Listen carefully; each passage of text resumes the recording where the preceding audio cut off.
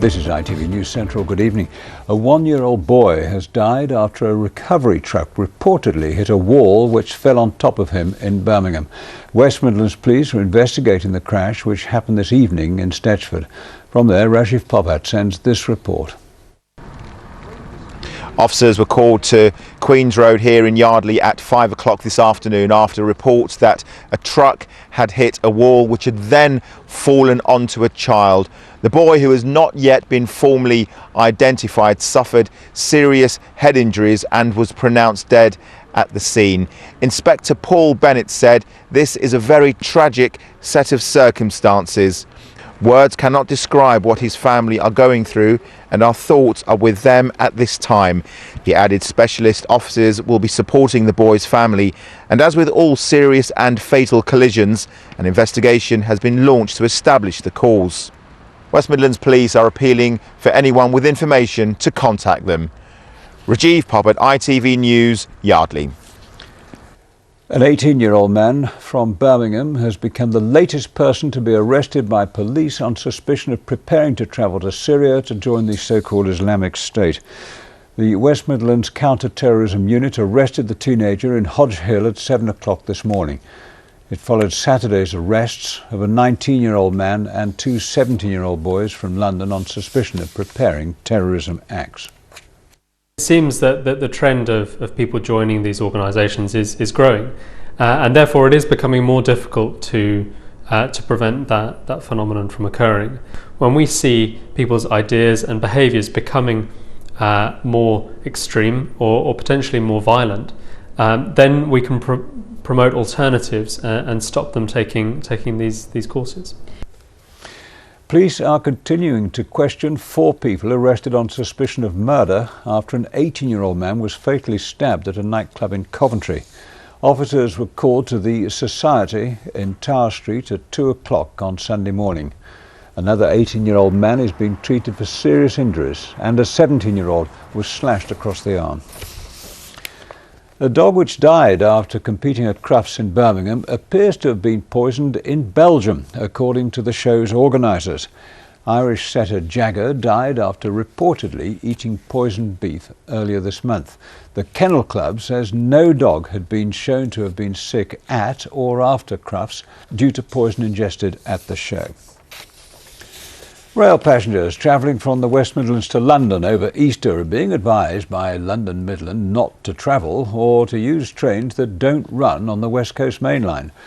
Network Rail is carrying out major engineering work south of Rugby, which means that replacement bus services will be necessary for much of the route. The work is due to last 4 days, beginning on Good Friday.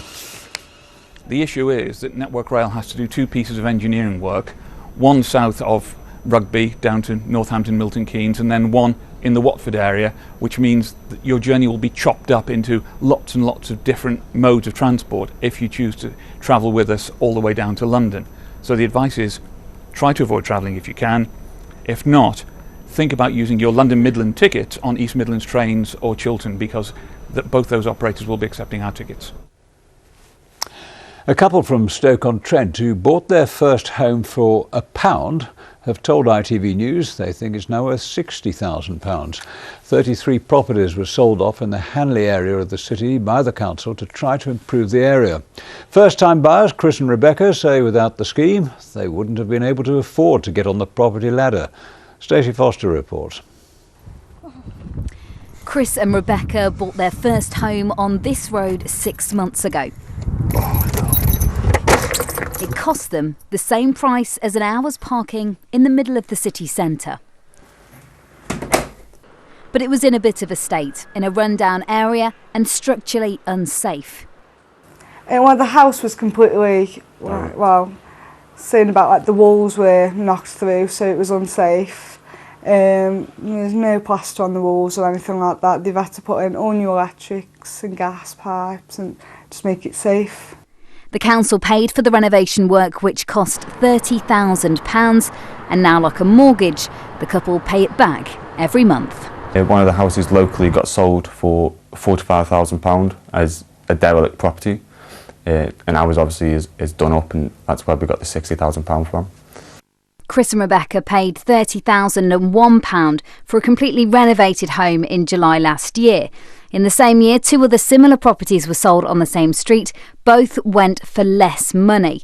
But there's one currently on the market which agents say does need updating, with an asking price of nearly £35,000. In 10 years we won't have to worry about having a mortgage or anything like that, because we've got a house in that, which is ours. And obviously if we did sell it, then we've doubled our money. It's give us that head start. It's give us that. Maybe when we were younger, we were thinking we might never get that house until we're older, or we might never be able to get married until we're older. But now we can. Chris and Rebecca hope they'll soon have a local pub and corner shop to go to when these properties are sold, but they'll be saving their pounds now for the future. Stacey Foster, ITV News, Stoke-on-Trent. Latest figures show fewer shops are opening on West Midlands high streets as retailers focus on attracting online customers. A report by auditor PricewaterhouseCoopers found 524 shops closed in the region last year, while only 371 opened. Despite this, retail experts say some cities are capable of bucking the trend. West Midlands retail is a very exciting place to be at the moment, with huge development around New Street and a John Lewis coming into the centre of Birmingham. And that's going to put Birmingham back at the centre of destination retailing as it was when the Bullring opened a decade ago. So it's very exciting, Birmingham Centre. What it's going to be a challenge for is the smaller towns around the outside, Wolverhampton, Walsall and the like, that are going to suffer a little bit because people, if they're going to make an effort to go shopping, they'll go and see what's new and shiny and exciting. Roadworks around the Belgrave Circle are almost complete, with the road expected to reopen on Friday. Motorists have faced disruption for more than a year since the Belgrave flyover was demolished to be replaced with a new junction. The work's taken 5 months longer than planned. The remains of King Richard III have been placed in his coffin ahead of his reinterment at Leicester Cathedral later this month. The University of Leicester says it's completed its analysis on his remains and there are no plans to reopen his tomb in the future. The remains were put in the coffin in a private ceremony yesterday, attended by some of his descendants. The coffin has been lined with natural materials that would have been around in the medieval period. A father whose son drowned in Worcestershire has shaved his head for charity. It's a year since 15-year-old Richard Fellows died swimming in the River Arrow in Redditch. He loved his long hair, and his father, who's also called Richard, vowed to grow his until the first anniversary of the tragedy. The money he raises will go to the Royal Life Saving Society. Trying to get the message to young children not to play in water, no matter how shallow it looks.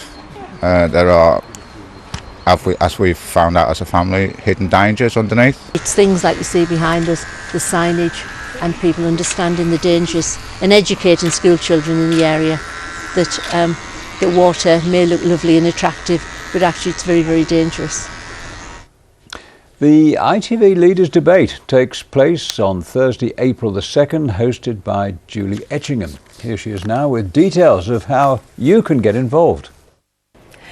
They made broadcasting history in 2010 when millions tuned in to watch them. This time round, I'll be hosting the ITV televised Leaders Debate ahead of the May general election. And we want to hear from you. What issues matter to you most? What question would you like to put to the party leaders?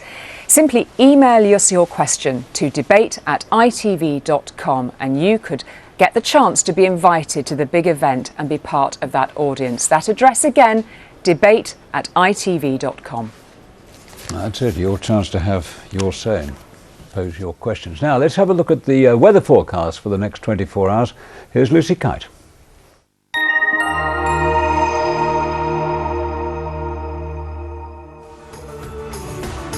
What's in store for today?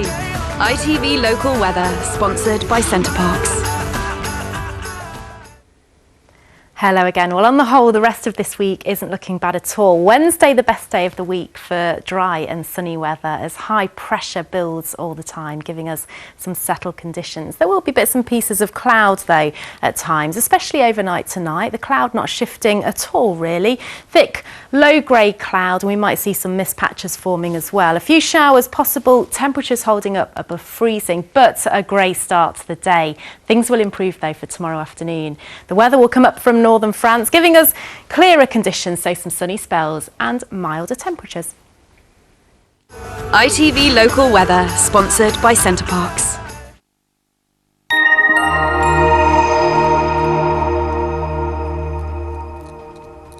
Well, that's our news and weather this Monday evening. Don't forget to check out our website to get live news updates from across the Central region. That's at itv.com/central. For now, though, have a peaceful night. Good night.